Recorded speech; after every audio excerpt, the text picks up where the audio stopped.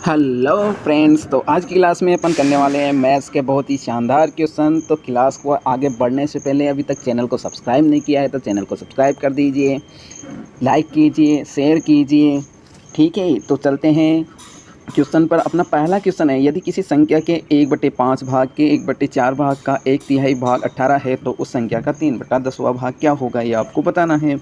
तो देखिए, कोई संख्या है, उसको अगर अपन x मान लेते हैं, मान लो मैं उस संख्या को x मान लिया, तो उसका मेरे को क्या निकालना है 1/5, फिर उसका क्या निकालना है 1/4, ठीक है, फिर उसका क्या निकालना है 1/3, और वो संख्या कितनी हो रही है आपकी 18, कितनी हो रही है 18, ठीक है।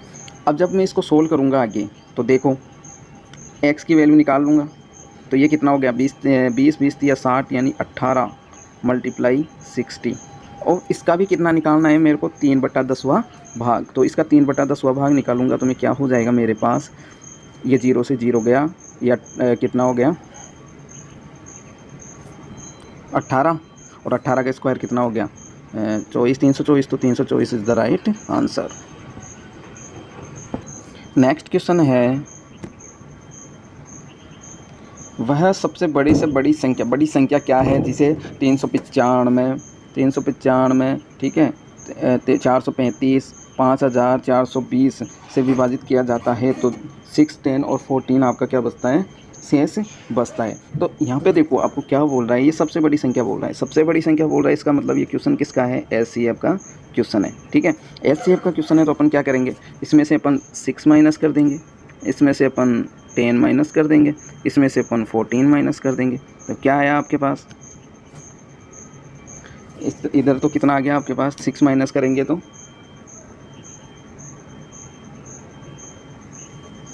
7, यहाँ पे 7 है, तो 6 माइनस करेंगे तो कितना हो गया 391, 10 माइनस करेंगे तो कितना हो गया 425, ठीक है।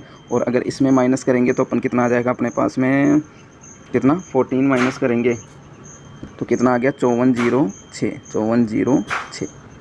तो ऐसे क्वेश्चन में क्या करना होता है, देखो जो भी एचसीएफ का क्वेश्चन है, जो भी नंबर दे रखा है उसमें से शेषफल को आपको पहले क्या करना है, माइनस करना है। माइनस करने के बाद सबसे छोटा नंबर का डिफरेंस देखना है। तो सबसे छोटे नंबर दो कौन से हैं, ये और ये, यानी 391 और 425। तो अगर मैं इनका डिफरेंस देख रहा हूँ तो कितना आ रहा है 91, और इधर कितना है 300, तो कितना आ गया 34 क्या आ गया आपका डिफरेंस, ठीक है। अब 34 जो डिफरेंस आया है ना, वो या उसका मल्टीपल क्या होता है आपका एचसीएफ होता है। तो 34 का मल्टीपल देख लो, इसमें क्या है 19 नहीं है, 15 नहीं है, 21 नहीं है, तो ऑप्शन क्या हो जाएगा D is the right answer. Next question है, देखो एक ऋण को समान वार्षिक किस्तों में वापस किया जाना है, ब्याज दर 10% प्रति वर्ष है, जो वार्षिक रूप से देय है, और प्रत्येक किस्त 5445 रुपये यानी 5445 रुपये की है। तो किस्त योजना में कुल ब्याज क्या है यह आपको बताना है। देखो एक ऋण को समान दो, यहाँ पे आएगा आपके पास समान दो, ठीक है, समान दो वार्षिक किस्तों में।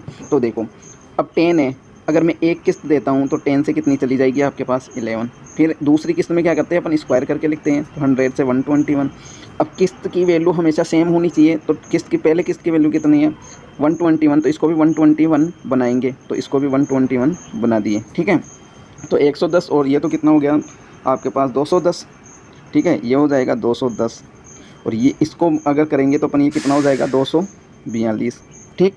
अब इसमें डिफरेंस कितना आ रहा है 32 का डिफरेंस आ रहा है, और एक किस्त की वैल्यू कितनी है 5445। अगर एक किस्त की वैल्यू आपके पास 5445 है तो यानी 121 है 5445, ठीक है। अब जब मैं इसको सोल्व करूँगा तो क्या आएगा, 11 से काटता हूँ मैं, तो ये तो 11 बार गया, और इसको काटूँगा तो गिर चौक 44, और यहाँ पे कितना बच गया 10 गिरनो 99, फिर कितना बच गया, ठीक है 5, और गिर बंडा 55, ठीक है। फिर मैं इसको 11 से काटता हूँ तो एक बराबर कितना हो गया 4 और 5 45। तो एक की वैल्यू कितनी आ रही है 45 और निकालना कितना है 32, ब्याज कितना आ रहा है 32। तो 45 को 32 से मल्टीप्लाई कर देंगे तो 45 को मैं ऐसे लिख सकता हूँ 9/2। तो यहाँ क्या आ गया 16। और जब इसको सोल्व करेंगे 16 को मल्टीप्लाई करेंगे तो इसको मल्टीप्लाई करेंगे तो कितना आ जाएगा 16 नंबर कितना होता है 144। तो 144 जीरो यानी कि 1440 रुपये हो जाएंगे आपका ब्याज। ठीक है, 2 किस्तों में कितना ब्याज देना पड़ेगा आपको 1440 रुपये। और ऑप्शन नंबर सी क्या हो जाएगा आपका राइट आंसर। नेक्स्ट क्वेश्चन है, अजय और विजय एक कार्य को क्रम से 25 दिन 40 दिन में कर सकते हैं, फिर एक साथ कार्य शुरू करते हैं और कुछ दिनों के बाद कार्य छोड़ देते हैं। तो विजय शेष कार्य को 27 दिनों में पूरा करता है, तो अजय कितने दिनों में पूरा करेगा ये आपको बताना है। ठीक है, मैं ये मान लेता हूँ ये आपका अजय है और ये आपका विजय है। ठीक है, अजय कितने में कर रहा है 25 में, विजय कितने में कर रहा है 40 डेज में। अपन पहला रूल क्या होता है इनका, क्या ले लो एलसीएम लेंगे तो कितना आ जाएगा 200। तो 25 × 200 और ये आ जाएगा आपके पास 5। ठीक है, अब वो कह रहा है कि विजय शेष कार्य को 27 दिनों में पूरा करता है। तो विजय कहाँ है ये, अगर विजय 5 की एफिशिएंसी से 27 दिन कार्य करेगा, अगर विजय 5 की एफिशिएंसी से 27 दिन कार्य करेगा तो कितना कार्य कर लेगा, वो कार्य कर लेगा 27 × 135।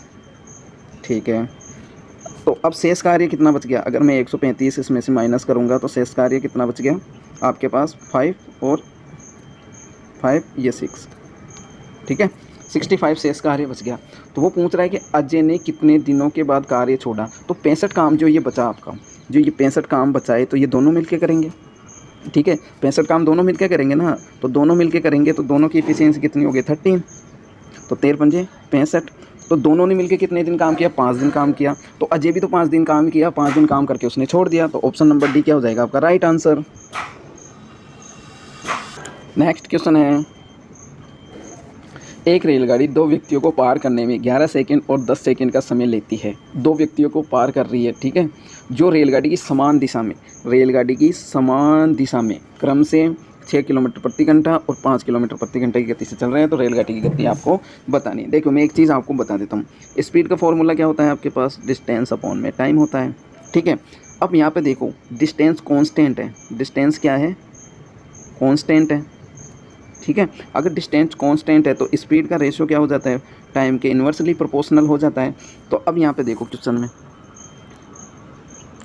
क्वेश्चन में देखो कि अगर रेलगाड़ी की स्पीड मान लो मैं ट्रेन की स्पीड ऑफ ट्रेन अगर मान लो मैं s मान लेता हूँ, तो देखो क्या होगा, सेम दिशा में चल रहे हैं तो स्पीड माइनस हो जाती है। तो यहाँ पे हो जाएगा s - 6 अपॉन में s - 5।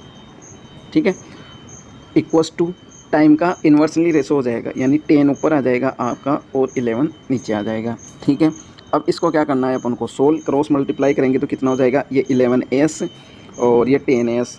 तो इधर कितना बच जाएगा, 11 में से 10 गया तो s बच जाएगा। ठीक है, और इसको सोल्व करेंगे तो अपन ये कितना हो जाएगा 66 और 50 तो इधर जाएगा तो कितना हो जाएगा 16, यानी 16 किलोमीटर पर आवर क्या हो जाएगी आपकी speed. Option number A is the right answer. Next question है आपका, एक धनराशि चक्रवर्ती ब्याज पर 5 वर्षों में अपनी 3 गुना हो जाती है। तो ज्ञात कीजिए कि समान ब्याज दर धनराशि कितने वर्षों में 9 गुना हो जाएगी। तो देखिए क्या करना है, इसमें सबसे सिंपल क्वेश्चन है, 5 साल में कितनी हो जाती है 3। ठीक है, 9 गुना कितने में हो जाएगी, मतलब इसका स्क्वायर करना है, कितने 9 गुना। तो इसका मैं अगर लिख सकता हूँ 3 का स्क्वायर। ठीक है, 3 का स्क्वायर लिखेंगे तो जो ये स्क्वायर में जो नंबर आता है, ठीक है, वो मल्टीप्लाई हो जाता है किससे, ईयर से। तो कितना हो जाएगा 10 ईयर, 10 साल में क्या हो जाएगी आपकी 9 गुनी हो जाएगी। Option number B. ठीक है, नेक्स्ट क्वेश्चन है, 56 लीटर के मिश्रण में, ठीक है, क्या बोल रहा है, 56 लीटर के मिश्रण में दूध और पानी का अनुपात दे रखा है 5:2। उस मिश्रण में कुछ मात्रा में दूध मिलाया जाता है, मिला क्या रहे हैं दूध, तो पानी क्या रहना चाहिए सेम। ठीक है ना, फिर क्या है, जिससे दूध और पानी का अनुपात 7:2 हो जाता है। तो अंतिम मिश्रण में दूध की मात्रा ज्ञात करनी है। ठीक है, तो देखो आपके पास है पहले वाला यानी मिल्क, तो देखिए आपको दे रखा है कितना, मिल्क और वाटर का रेशो दे रखा है 5:2। ठीक है, फिर हो कितना जाता है, हो जाता है आपके पास रेशो कितना हो जाता है, क्या मिलाने पर, दूध मिलाने पर 7:2। अब देखो मिला क्या रहे हैं, ये देखो दूध मिला रहे हैं तो पानी की मात्रा तो सेम होनी चाहिए ना। जैसे दूध मिला रहे हो तो पानी की मात्रा सेम, तो आपको पता है पानी इधर भी 2 है इधर भी 2 है, यानी पानी की मात्रा सेम है, सेम करने की ज़रूरत नहीं है। और ये कितना होता है, टोटल 7 हो रहा है, 7 कितना दे रखा है। ठीक है, तो एक की वैल्यू कितनी हो गई, 8। अब पूछा क्या है उसने, देखो अंतिम मिश्रण में दूध की मात्रा पूछी है, नहीं कि कितना दूध मिलाया वो पूछा है। तो दूध की मात्रा पूछी है, तो मात्रा कितनी हो गई 7, तो इसको 7 से मल्टीप्लाई कर देंगे तो कितना हो जाएगा 56। तो 56 लीटर क्या हो जाएगा आपका राइट आंसर। नेक्स्ट क्वेश्चन है, अनु अपनी आय का 90% खर्च करती है। यदि उसका व्यय 25% बढ़ जाता है और बचत 30% बढ़ जाती है तो उसके वेतन में कितने प्रतिशत की वृद्धि होगी, ये आपको बताना है। देखो इसकी इनकम, एक्सपेंडिचर और सेविंग, अगर मान लो इसकी इनकम 10 है तो खर्च कितना हो रहा है 90 यानी कि 9 हो रहा है, तो सेविंग कितनी होगी कि 10% यानी कि 1 हो जाएगी।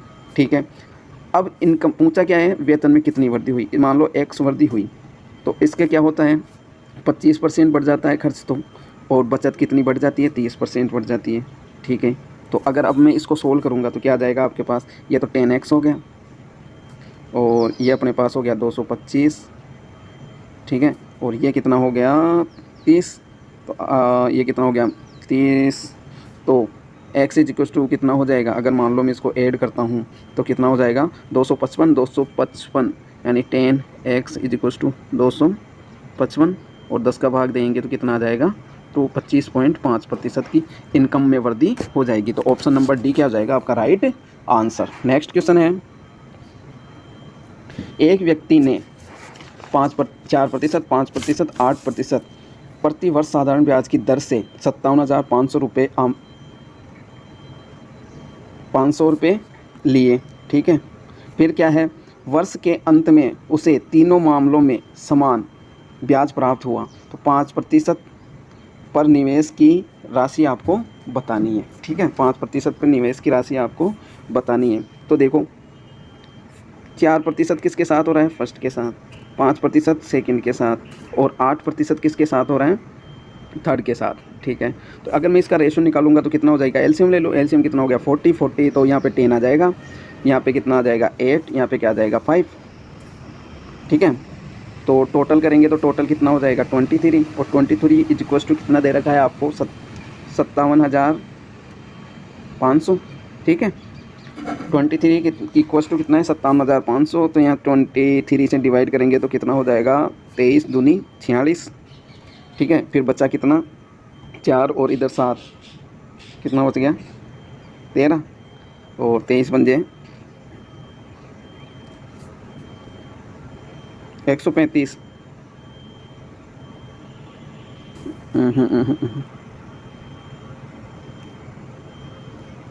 तो ये 00। ठीक है, तो एक बराबर कितना हो गया 25, और आपको पूछी किसकी है 5% की, तो 5% वाला कौन सा है, ये 8, तो 25 × 200 यानी कि कितना हो जाएगा आपका 20,000 इज़ द राइट आंसर। इस क्वेश्चन का आंसर क्या हो जाएगा 20,000। अरे 5% वाली कितनी है, इधर देखो 5% वाला कितना आ रहा है आपके पास 8 ही तो आ रहा है रेशियो, तो अगर मैं 5% वाला निकालूंगा तो कितना हो जाएगा 2500 मल्टीप्लाई 8 करेंगे तो 25 × 200 तो कितना हो जाएगा 20,000।